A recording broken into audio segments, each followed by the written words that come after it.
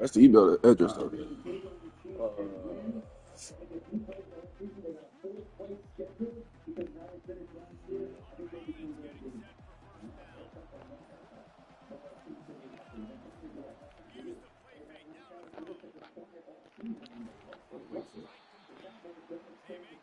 And what was who would he come from? You from me, bro?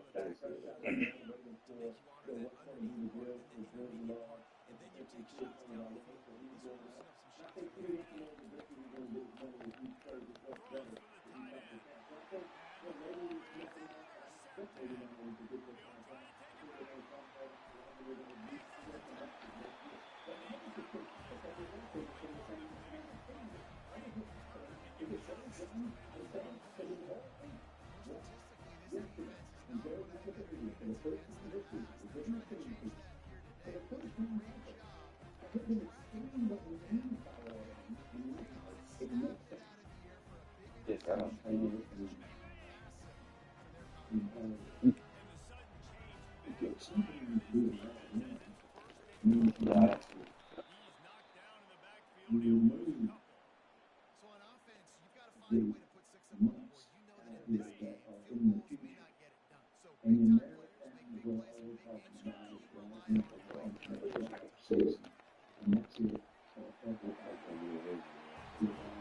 Yeah,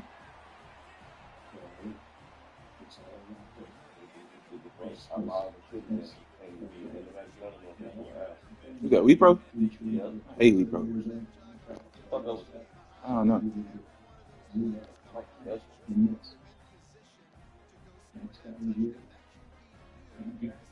you interviewed with them before. I didn't work with them before. Really, what they like? Unprofessional. I can see it. As fuck. I can see it, bro. I ain't gonna lie, I did copy the computer out them motherfuckers. Though. Really, it was all remote. You had to go there. It was actually during beginning of COVID. So when I was up in North Carolina. I had got this shit. Came home. I had got into the BIOS by mistake, so I could wipe the computer. So after I got fired, wipe that bitch. Gave it to Mandy.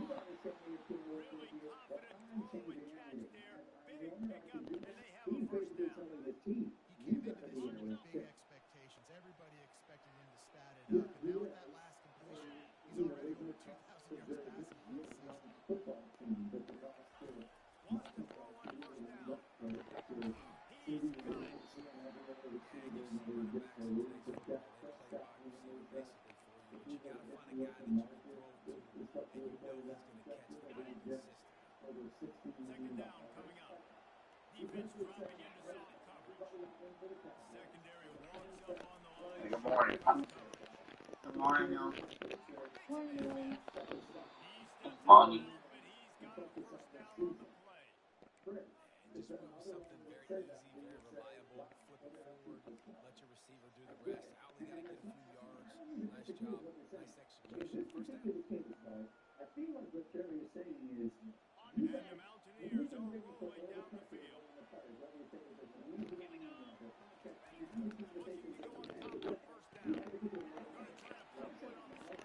Good morning.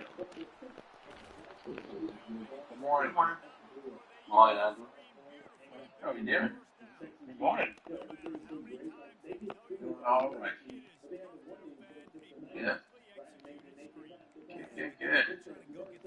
Really? Yeah. You got the rights now for Cyber? Yes, sir, I do. And I've made it through quite a few accounts, and I did one yesterday. All Yes, right. so I think I'm on a stretch now.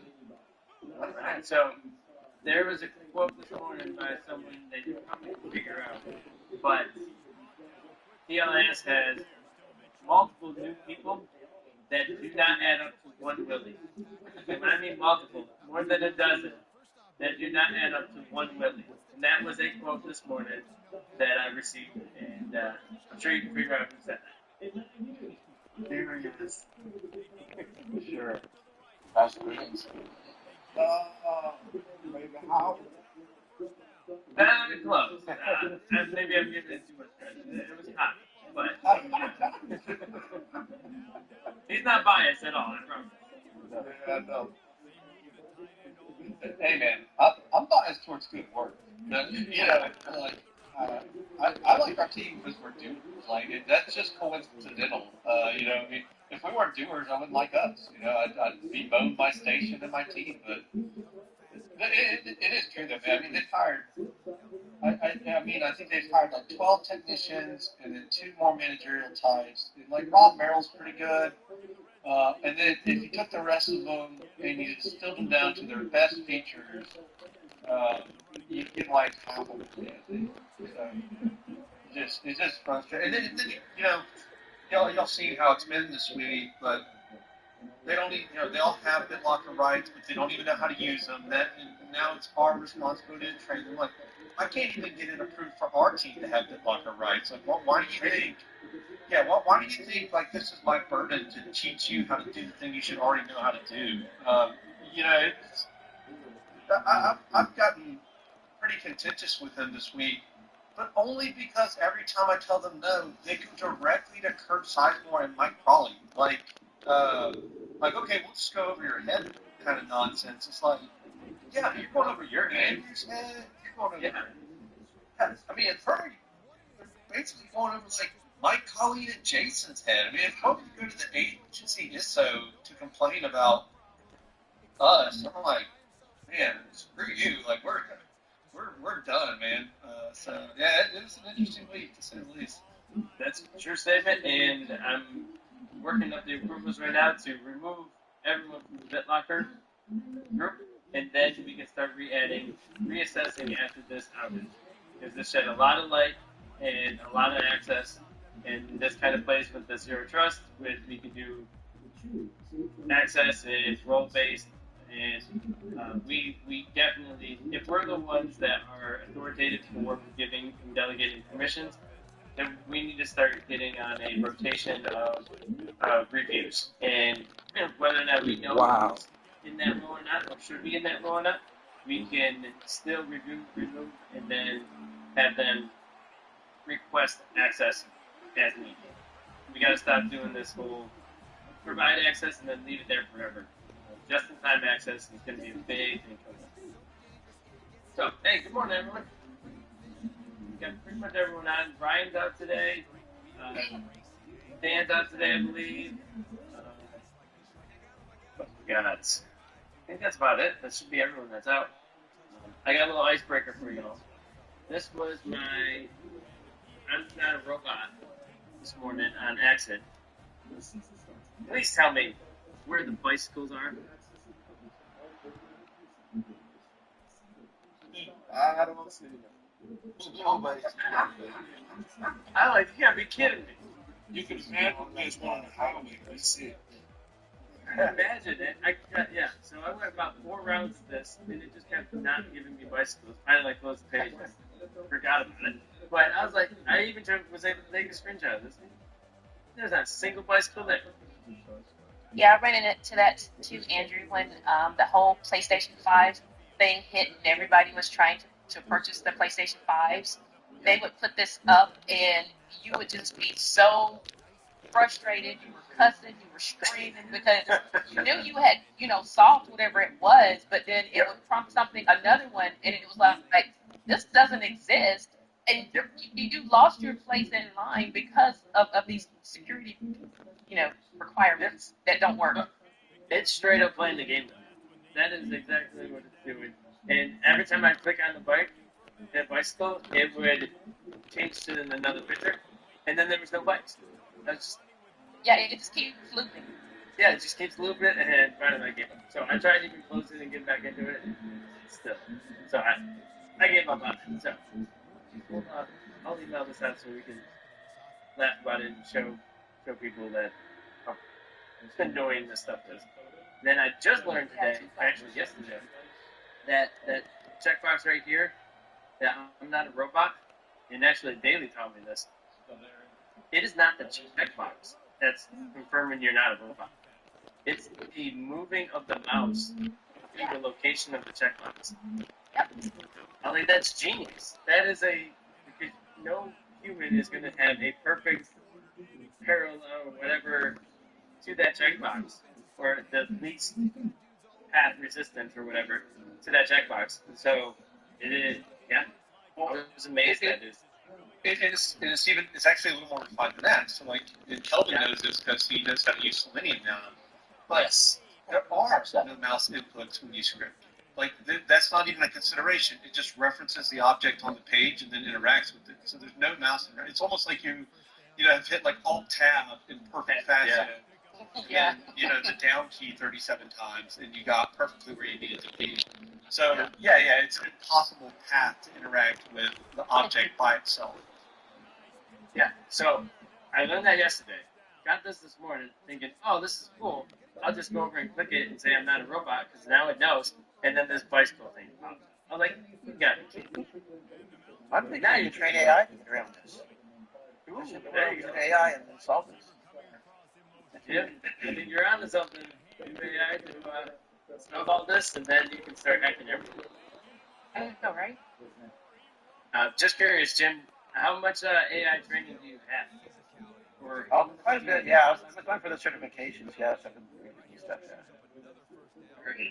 Because Mike Crowley is brewing up something with GSA that was on a meeting yesterday that is going to be AI-based identity verification. And okay. There's really it's a theory at this point. So it is. They want to use AI, and they're like, "Do you have anyone that has experience in AI?" I'm like, "Oh, I'm sure we do." Yeah, so it could be like facial recognition, or it could be with that. It could be. I heard the main verification to see to go out and check if your name servers in DNS are authoritative for your login. So like cdc.gov or something. So there's a whole bunch of just theories being proposed through GSA. And most of the GSA folks that we're meeting with, they're all theory on how we can change policy around the government. And they're looking at CDC for most of them. I say we're looking at CDC. They're looking at Mike for most of the new theories and new ideas and new innovations. So it is it's kind of cool hearing some of the theories, but how to put that in a technical operation is a whole different story. So, we might have you on the show to give you some cool things to think about with AI. Okay. Because everyone wants to use AI, they just don't have a lot of reason. They've got Microsoft has two paths. They've got one that's simple to use screens and stuff that you can just work with. You don't need to know anything at all. You can throw in your pictures and things in the train and things. It's all kind of automated. And they've got a more technical computer path. I'm taking both of those steps, of course. Nice. But yeah, just take it. Yeah, that'd be sweet. But how about you take it and send me? Hey, I just looked it up, and ID-wise, it came up for the next gen identity verification suite with Ncaa. Did it? Yeah. That's the ticket right there. All right. So I don't want to take up everyone's time and go over today. I know we got to start up at 11:30. So a couple of just big things on my side, and then I'm going to go down the list and ask if you have any updates, and just kind of see where we're at. I know it's. I want to say it was a slower week, just because of that crowd strike stuff. But I mean, we worked our tails off. Friday weekend, Monday morning, got us all back up and running. That was absolutely awesome. We have literally the biggest ground to stand on now for why we're not putting CrowdStrike in our environment. And, well, on our DCs. And then we can start removing it from some critical stuff. Certificates, Ncaa stuff. Something that we need to keep the core infrastructure services online and outside of the masses for what is installed by CSPM. Last time this happened, 6 months ago, they were instructed to do a staged rollout for any updates in CrowdStrike. Remember when they took us all down? It was not a mass outage. It was, I mean, a worldwide outage. It was just us and our laptops. So ever since then, they were supposed to roll it out slowly. I got an answer on this, by the way. Did you? Yeah, I'm not gonna like quote them on this call or say that it's an official response, but I thought this was even more concerning. They noted that they are in -1 and that this isn't an official patch; it's just a volume update, and so it can happen at any time. I mean, 100% of the time. And it's just, you know, like so we effectively have to treat that as a persistent patch cycle with CrowdStrike now. So you know, man, I had that conversation like pretty late last night. I should have told you about it. So, but well, you know, they're basically telling us, yeah, just deal with it at any point, at any time, including a Friday morning outside of the normal patch cycle. We can bring down the whole agency with this. That's scary. That's scary. And worst part is, yeah, What the fuck? we have backup, we rebuild. We should be prepared for this. In theory, we should be prepared for this. Most people should be. We have backups, we have DR sites, we have all that stuff. But you're taking down 30,000 laptops. And now 10,000 of those have to be re-imaged and have issues. I mean, Rory, you were dead in the water. I'm dead in the water. I mean, I'm using the AHCI just to function because when I take it out of it and put it in RAID, I'm looping over a keyboard layout, which is crazy. It's not even a blue screen of death. I don't know where they got that from, but that's not the blue screen of death. Yeah, it's the loop. So that's the problem. It's and that's what we always want to stay away from. Mass outage to the customers. If we have an outage with our servers, hopefully we have the backups, we have redundant, we're over provisioned on everything, which is saved our butts 10 times over. So the hard part is, which they're getting a lot of flack from, CrowdStrike and that kind of thing, as a whole, is it touched every single thing. Now, what I did learn out of all this is Microsoft owns CrowdStrike. That is scary in itself. I thought it was an independent third-party company. Apparently, Microsoft does own it, and it's kept it separate from it.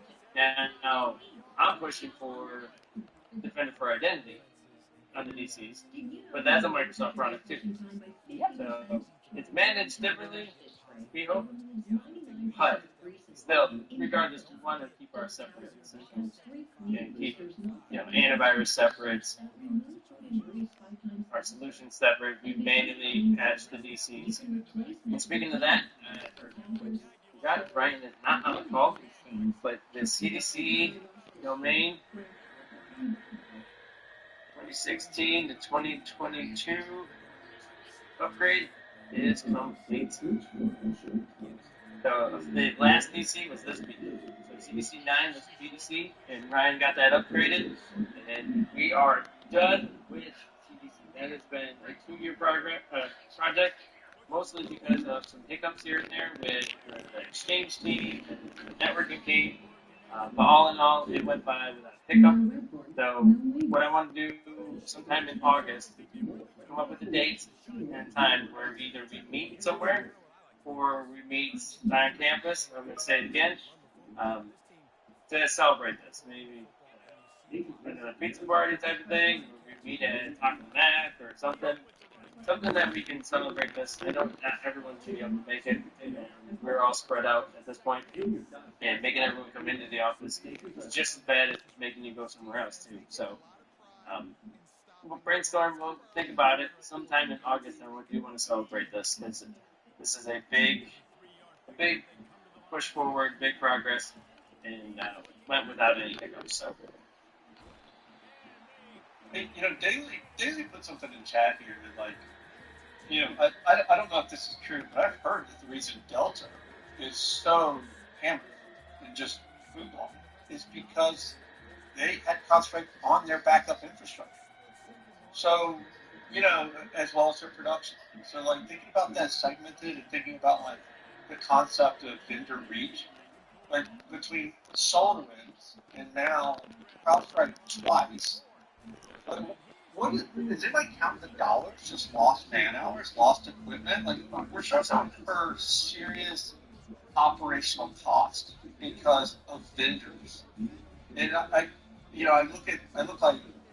look at stuff like, say, Sidebar, and a little bit of Homer there, but obviously that works on a different model, right? The hardened deployments, where it just comes in a configured state where you the expectation is that you're not going to have to modify it because it's already in secure state. And I don't wonder if we start exploring if that's even possible with domain controllers or our core architecture like DNS, but I'm more worried than ever about putting a third-party agent on anything. So a good example there is Infoblox. Those are hardened Linux boxes that run their own OS and everything on it. With DNS, DHCP, that would be a system, or even look at it in general, that it is exempt from the Windows, running on Windows. Yeah, the hardened appliances. But I did talk to one of my friends. She is a Delta trainee for the flight attendants, and she's higher up in Delta. And we had dinner with them the other day and asked, what is going on? And you're exactly right, Kyle. The CrowdStrike was on production system. It was on the backup system. Backup system down. It was on basically everything was recovered was down. So to get them up and running, they had to turn on a old system, and they were calling retired flight attendants to come back and navigate the old system because it was all DOS based, and to get them up and running where they could start scheduling flight attendants, pilots, get pilots on the schedule, who's flying where, when, all the connectors, so many different flights a day. They have 30,000 employees, flight attendants, and 12,000 pilots. Imagine all of them using the app to find out when they're going to fly, where their connectors are, where they go back and forth. All of that was down. So they booted up old servers that had a DOS system on it and brought back people to navigate to get that system back up because that was quicker than recovery. They're still kind of operating. Crazy. But we didn't have it on the DCs. That's the silver lining. It's the only thing that saved the network would really be really down. If we could, the DCs and the DNS was really down, that would have been bad. All right, a couple more things. The cross-10, obviously, that was supposed to happen CrowdStrike weekend. That didn't. That's got pushed back to the 10th. I think, Richard, you were on standby that day, and I think you missed the email. So, thank you for staying on standby. But it's going to happen the weekend. Okay. Jumping into DNS, we need to place. Tim Patrick, yeah, and he's going after a lot of people. I know he's been calling Richard directly, Ryan directly, Kyle directly, a bunch of different things. And one of them is the zero trust and what that looks like for Walls and firewalls. And he came to us yesterday saying we need to route all DNS traffic to the Azure firewalls, not Palo Alto, but the Azure firewalls in the NXT, and they will act as a proxy to go to system protected DNS. I don't know if that's going to work because CISA doesn't see it as an authoritative DNS source and it's not whitelisted. So we're going to try to whitelist it, but pointing everything to a firewall for DNS Yeah. is just scary. It's the idea of us I'm in a meeting right now. DNS server like Azure going out and going to protect the DNS, going through the I'll call you back after this meeting. going through the Azure firewalls. Okay, Alright. that works. That's good. But if they're being a proxy and something happens to protect the DNS, we don't have a failover like we do now. Right now we fail over to root hints, so go right straight to the internet, and we would have to basically get the firewall to redirect that proxy to the root hints to go to the internet or go to Google or whatever DNS we want to resolve that. But this adds another layer into it. And so I talked to Mike, and he's going to talk to CSPO on this. Kind of talk to Mike about something else. Go talk to CSPO on.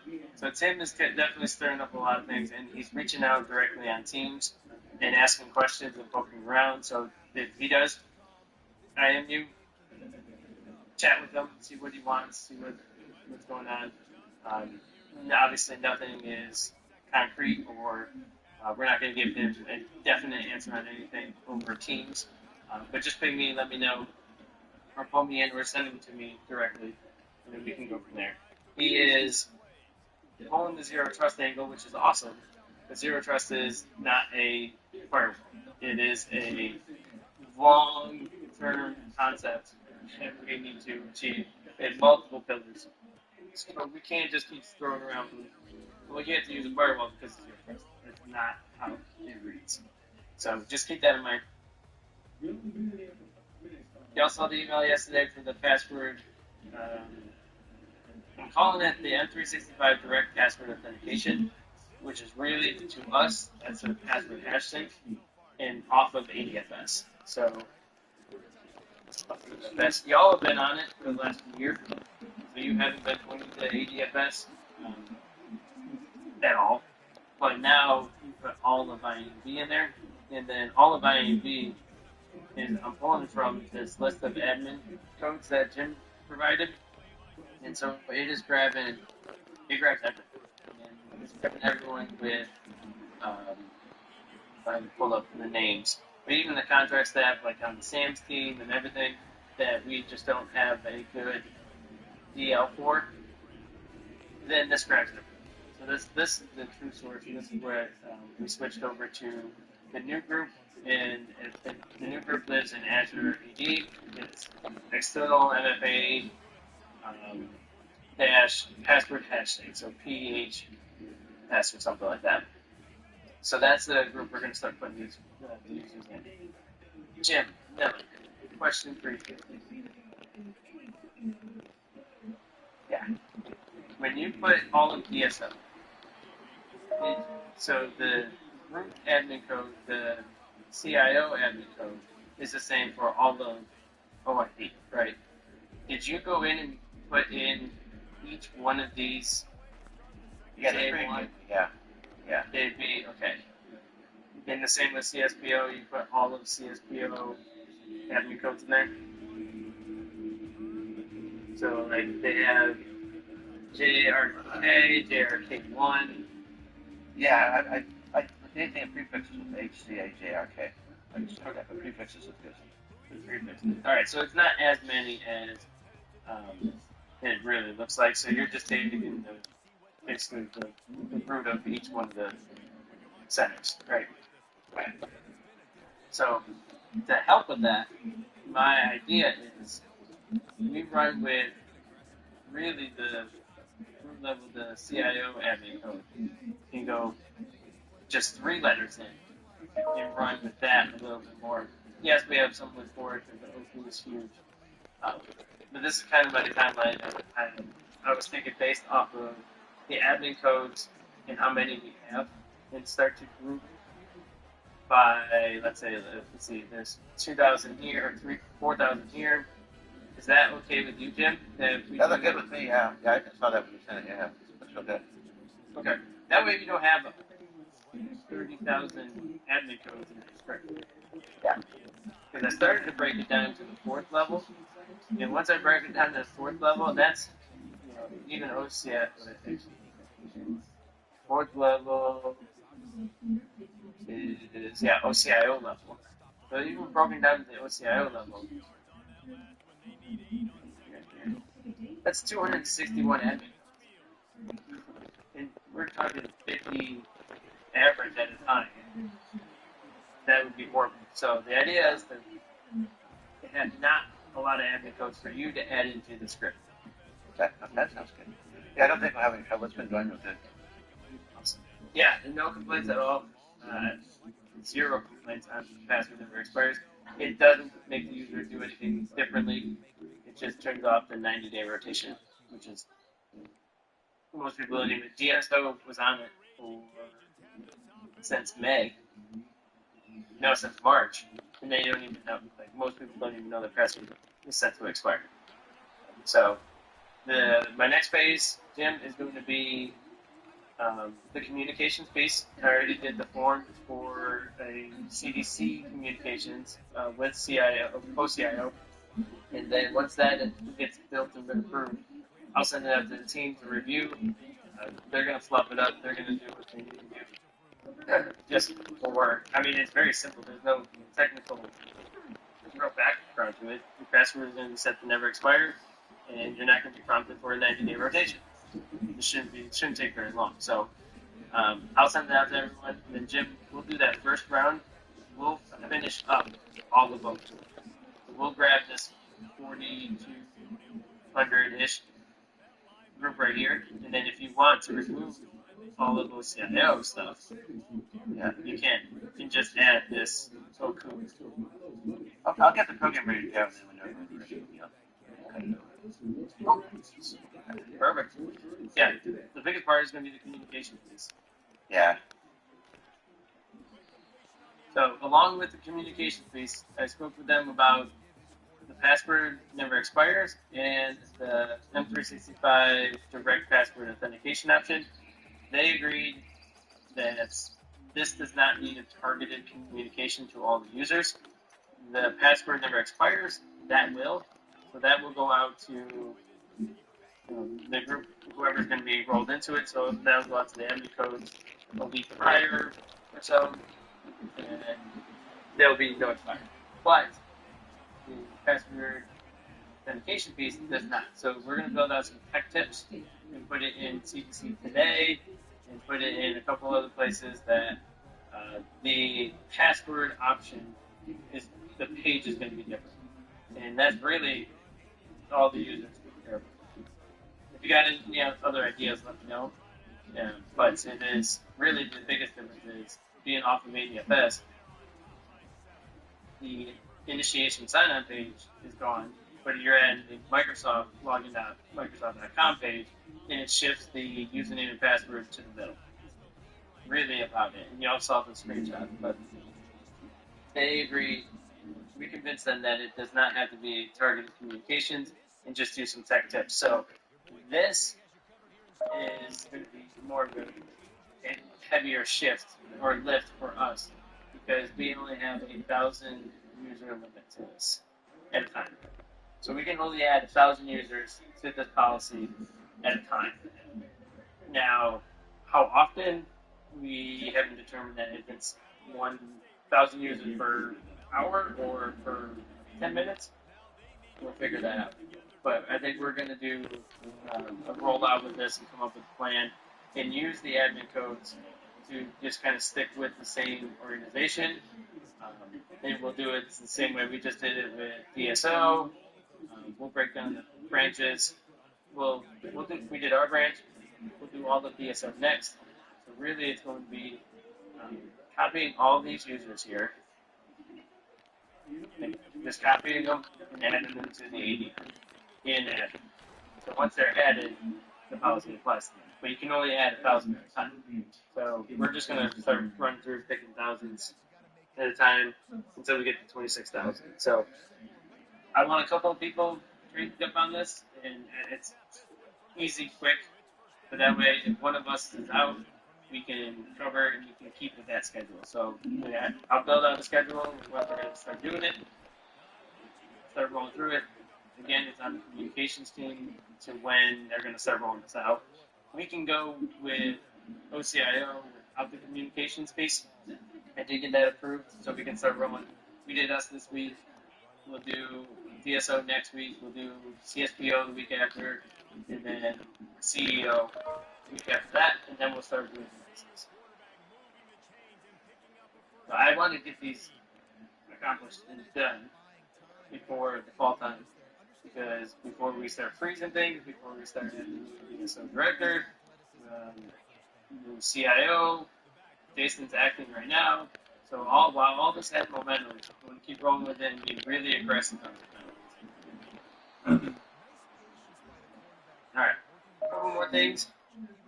The EDAM Dex team is asking for a B2C for the digital gateway that they want to use machine services as well.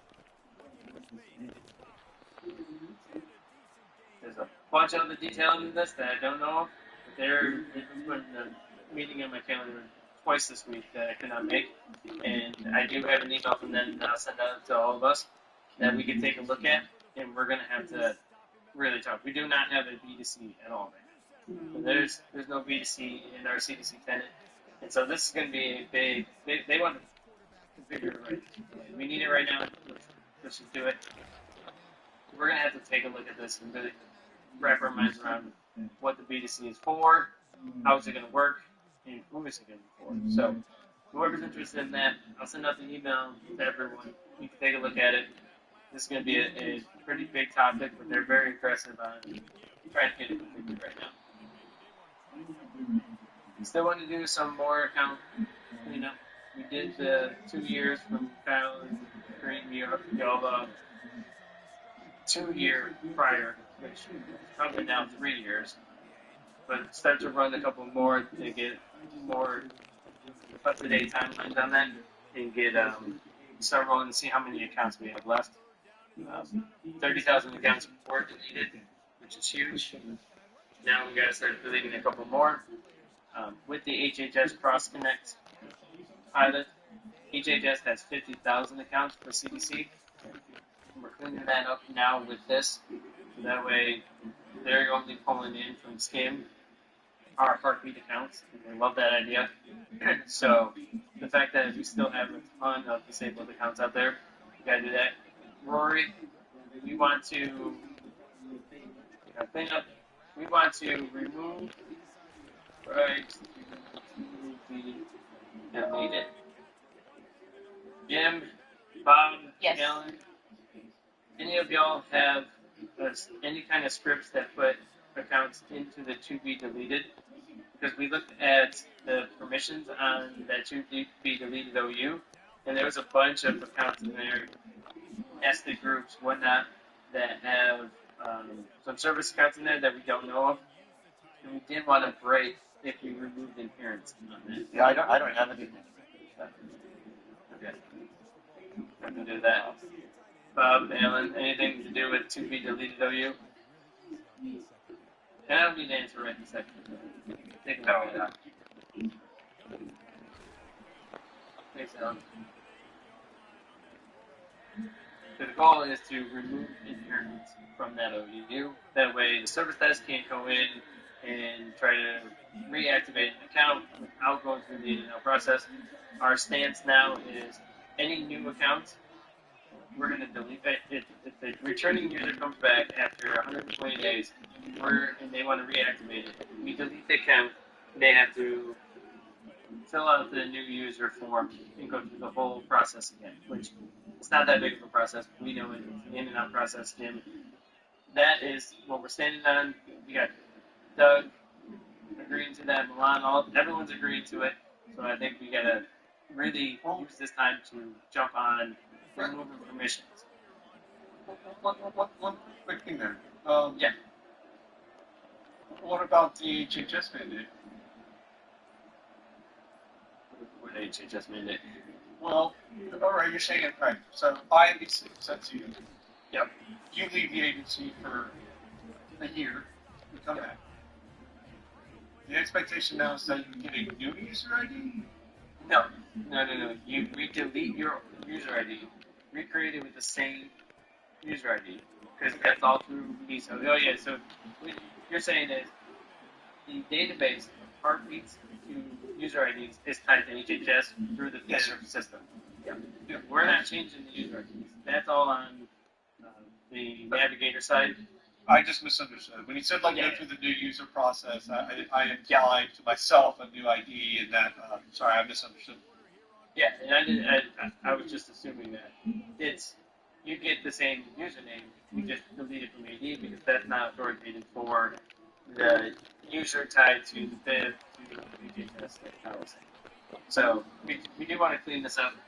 We're still probably a year away from being completely clean, but this is just while the ball's rolling. We want to keep rolling with this, keep deleting, get that process in place. We probably want to still build out a policy for this, an actual policy. Any questions, let me know. We got, I'll skip over to VMware right now, Andrew, and I'll let you do an update of that in a minute. The Ntrust certificates. If anyone doesn't know or didn't see the email, Google does not trust Ntrust after October 31st and is threatening to remove it from anything going forward. Yes, the certificates are grandfathered in. We met with Ntrust and asked them what is their plan, what's going to happen to Ntrust. They have backup. We have about 800 certificates in Ntrust, Renee, I believe. And Ntrust is going to have a backup company that they're going to partner with in case they don't. Google does not trust them. They said they're negotiating right now, but we'll see. If Google says something, I'm pretty sure they're going to follow through with it, especially at this massive public announcement. So we're going to stick with them, keep issuing the certificates through Ntrust right now. We are good until October, 1st of October, really, to keep issuing because they will be grandfathered in. But after that, we're going to either have to come up with a different company or talk with DigiCert. DigiCert has been kind of ghosting Ryan right now, and I'm sure they're getting pulled from every single direction. But Renee, I think you would agree that DigiCert is kind of doesn't have the greatest management or processes for certificates. So I don't know if we want to go down there. Yeah. Not sure if you're aware, but Ntrust sent out an update that they are now partnering with a company called SSL.com to continue issuing certificates that are trusted by Chrome root store after that October date. So they have established partnership. Okay. So they said they were going to release that this week or last week, right? Yeah. I got an email update from them stating that they're still working with Chrome to reestablish their trust and that they have now partnered with SSL.com so that they, can continue to issue certificates after that date that will be trusted. That would be trusted. Okay. All right. That's progress forward. And we don't want to switch licenses right now. We can't afford and buy new licenses. Anybody know anything about SSL.com? They're a shill company that's now pretty much owned by Entrust. We probably shouldn't use it. Yeah.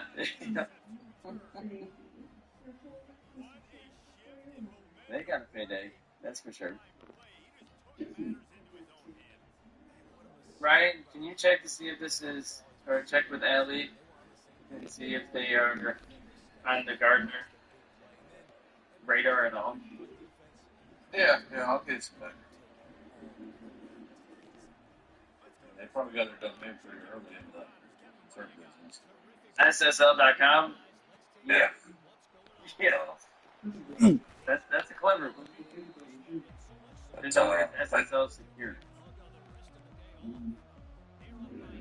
But yeah, I'll see if I can get some back there. Yeah. We're almost October, August. We got a little bit of time, but our books don't open up anyway, so we won't be able to purchase. So our fallback is this. So let's see if we can get some background on that and maybe talk to Interest again. See what they say.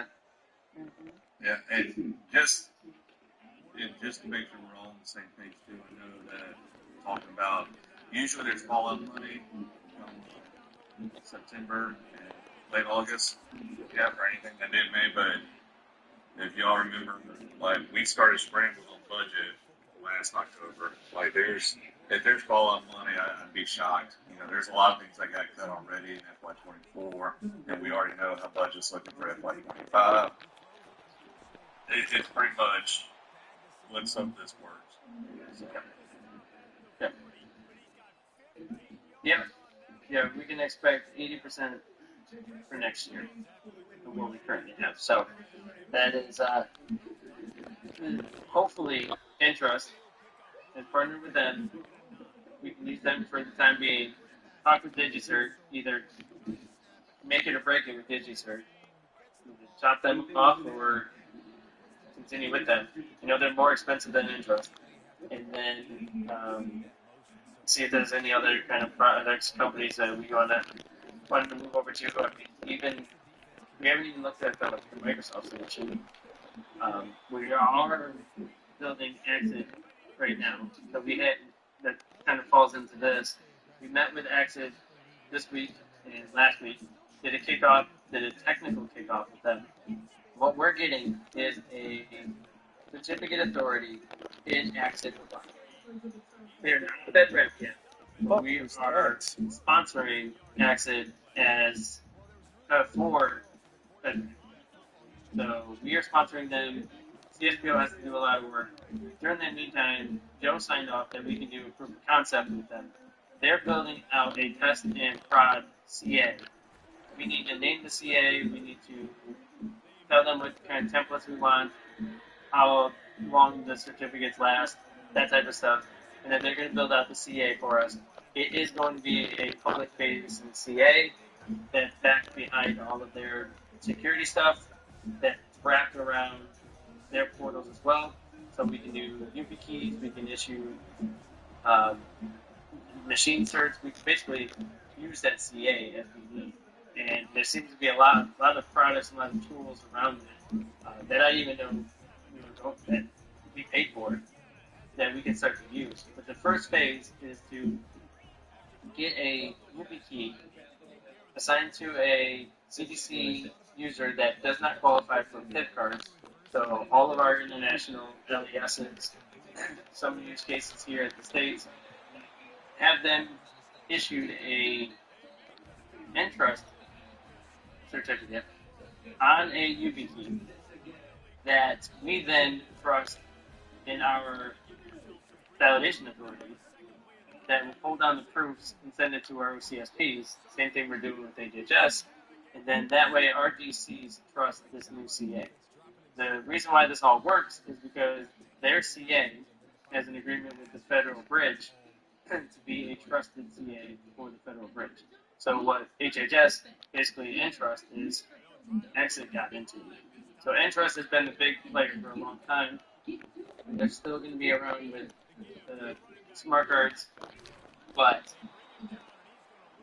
this might be a big shift for Access. They get into this market, get in with CDC, then that opens up the door. We sponsor them. That opens up the door for all government agencies that may want to get away from movies. So this is a big deal in a business sense and a big deal in technology because then we can use things other than a smart card. Yes, it's not an HHS equivalent to a smart card, but it is a more secure authentication than using a password that they're currently using. Um, we could solve this with MFA and hybrid join once we go hybrid join, but it's not. Right now, certificates are the NIST standard, the HHS standard, the federal standard. So we still have to comply with that. Even if we did go hybrid join and MFA for them and did CBA, they still don't have a certificate. So we'd still have to issue a UBP to them. So then we could have them either way have a CBA. So this is a big path forward. A couple of us were on the technical call, which really was just to fill out some paperwork. There'll be more technical calls, so I want to get more people involved in it. Renee will be leading this, and this is going to definitely be a big project. So I probably want a couple of people to help with some technical writing on it, some diagrams, some building this out. This is one of the first projects we have that we do not have hardware or VMware or virtual machines that we're hosting on-prem.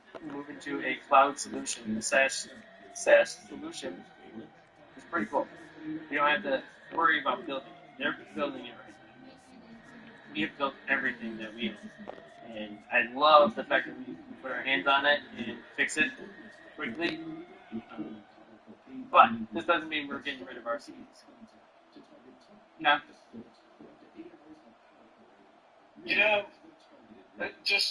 you really want to stick it to Tim and Company, I read through the links he put in his objections to Get the fuck out of the way! Zero Trust and how we're expanding, those app connectors just allow us to blur the line or eliminate the concept of internal versus external, which is the goal, right? So we do identity-based routing, but we know identity isn't just a user ID. If we can use this to add to the policy of Zscaler, say for machine certs, or just Intune managed versus non-machine certs, or additional factors like a YubiKey. The more factors of authentication and identification that we can stack into the PEP, the more archaic firewall boundaries look. And I would just encourage us to keep that in mind. Everything we do should be helping to support zero trust concepts via Zscaler. As we strengthen our CA posture in this path. So it's exciting times, though, man. I mean, it really is. It's very validating, and I think it's going to be big things for you and the team. Yeah, it's definitely the path forward. We're following the same concept with DNS with Akamai and moving away from ADFS as well, going into just login at Microsoft.com. I mean, that removes the DMZ proxies, that removes the on-prem dependencies of those servers. And then we met with HashiCorp this week from a SAM's perspective. And HashiCorp has a whole bunch of products and different solutions. But one of them is another certificate-based authentication with a machine in the middle, and it's almost like a CMS, a certificate management system, like KeyVector, but it's designed to be a portal to where it is a proxy between your CAs and your endpoints. So they have a hardened appliance that can be put on-prem that talks to our CAs. He will issue an intermediate certificate to it. On behalf of that certificate, it can reach out to devices, do a generated CSR, approve the certificate, put the certificate on the laptop with the chain, and then have a certificate face authentication machine cert on there. So it's pretty cool. They got into it a little bit. This is just their opening up, but it is an appliance that we don't have to put in the cloud, and it will work directly with Sam's environment. That they can point once a user is enrolled in Sam's, they can use APIs in the Sam's environment to point back to this caching port solution. I think it was called Vault or something. Point back to that with the user information, have that user information embedded in that certificate, have that CSR generated from their machine that they're using. It could be a personal laptop, it could be a government issued laptop, it could be any laptop. Have that certificate that CSR generated back to RCAs, then issued onto the laptop, and then you have derived machine service going back doing the communications through APIs, rather than a user plugging in and doing API calls back and forth, but a user there. So because of identity-based routing, that's what we're on the path we're going to right now, but it's also machine-derived search, basically routing at that point. So we would trust that machine being able to call API calls on behalf of that certificate. So this is all SAM's first, because this is part of the DMI project, and this ties into EDAB and DEX and everything else, and it's not as huge, but it could be. And then this could roll into our team and build out internal stuff for internal users too. So we are going to run it since we are in charge of certificates. So Pinterest, Acid, HashiCorp, all of that is going to be the directory services team. We hold the keys to the certificates for the enterprise, and we're going to continue that path. Whether Sam's team is needing a CA or needing some kind of machine certs, we're going to be involved with that too. We're going to run it, we're going to stand it up, we'll manage it, we'll delegate it out. It's kind of like we're doing with everything else.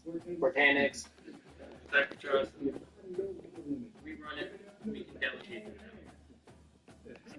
So, more to come on HashiCorp, more to come on Accident. We'll start to pull more people in. If you're interested in any of that, let me know. We can pull you in on some of the calls. And then right now, a lot of technical conversations are going on. What we're trying to do is avoid, Kyle said, having on-prem VPN stuff with 4 different firewalls. You'd rather have something that in someone's cloud or have it in our cloud where we can host it. So just keep that in mind. And then one last thing, day-to-day project related stuff. Do we have any DNS segments? Or have you done any? Hey, so yeah, yesterday me and Ryan got involved in the last two that we had for Blue Cats. They had time to our get.gov, so at least for this year, all the DNS things. There is still more we got to look into. There's some that backline, that we own the site. Yeah, there's more that I know. And then there's some there's another coronavirus.gov. Like we own that, but it's actually hosted through backline. So we got to kind of back and just kind of those last ones and see if there's actions that we have to take. As far as everything we can roll over everything. Besides that action plan, we're not sure that it even needs to be there anymore. So it was acting on does. I'm sure there's something. That might not need to be because it's not an actual domain. It's a redirect really for them for gathering our records. So yeah, once we do all that will be cleaned up, and we won't be signing every single thing that we are. And we'll definitely based on how we want to do it in Akamai. So that's it. The update on Akamai. The TAM, our TAM, Technical Account Manager, is off until the end of July. So we said we will reconvene in the middle of August to where we start kicking that project back into place, where we move zones over one by one. Some of these, like, Brian was saying, we're not even being used. So they moved everything over to CDC.gov. We still own NIOSH.gov, but it's not being used. That's something we can migrate over to test. And we have a lot of those that we can test. Cite them, print them over, change GoDaddy, DNS servers, updates, get.gov, which is formerly, which was .gov.gov. So that way we can do this project slowly, and then when we get to CDC.gov, pull the trigger, do it all at once. You may or may not be down for a day or two with DNSSEC, but we can figure that out once we start rolling through some of the test points. So, Akamai will be.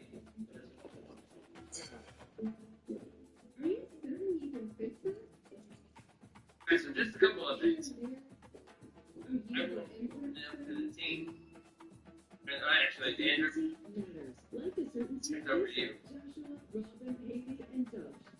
Yeah, so hopefully really big more updates I'm working on. We have pledged to read out. So once I get that up and going, I just want to confirm. I'm going to try to get it by the end of the day so I can go over the network team to have them confirm that the Mac is being presented all in the same network topology that the rest of the servers are being presented. And that way, we're actually getting it clustered and functional. Yeah, that's a big update. I don't think everyone has heard of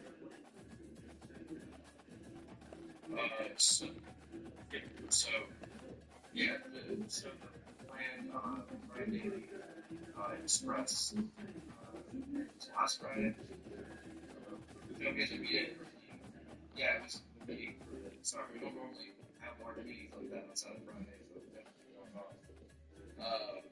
So he expressed that one of the servers would be gotten up within about has network access. So that's the one I'm working on currently. Brian Williams said that there's another server getting network access in the near future.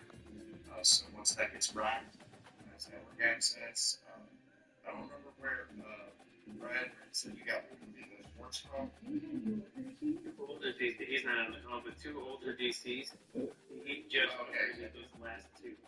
So yeah, so taking those down with those ports, so that we can rack on the server for VMware.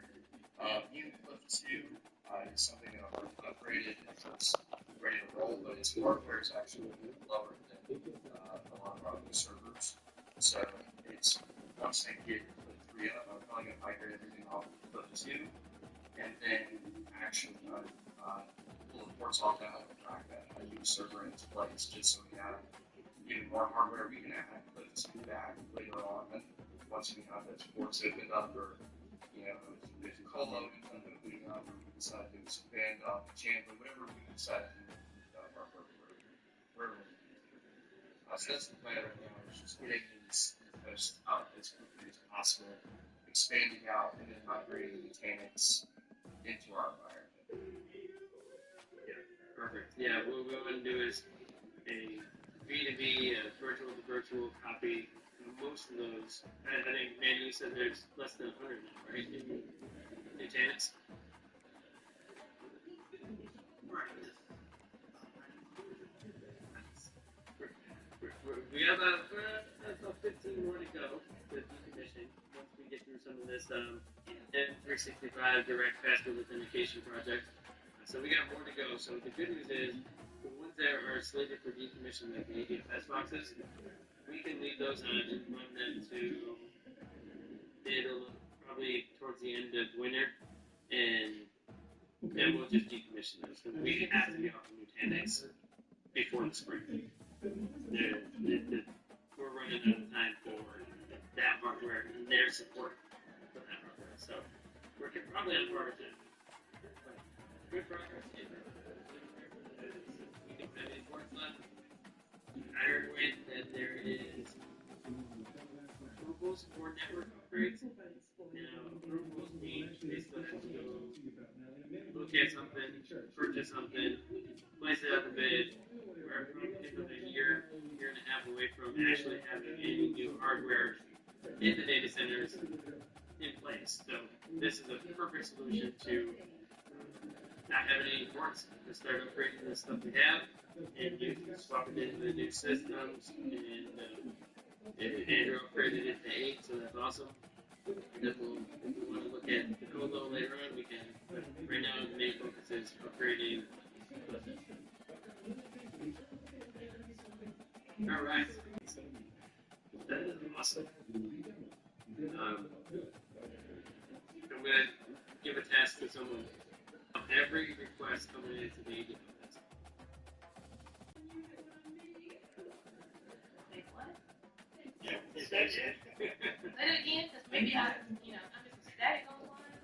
What? No. We talked last week about how many these requests were coming into the AD help desk, and we gave ballpark numbers, and a lot of y'all were almost on the money.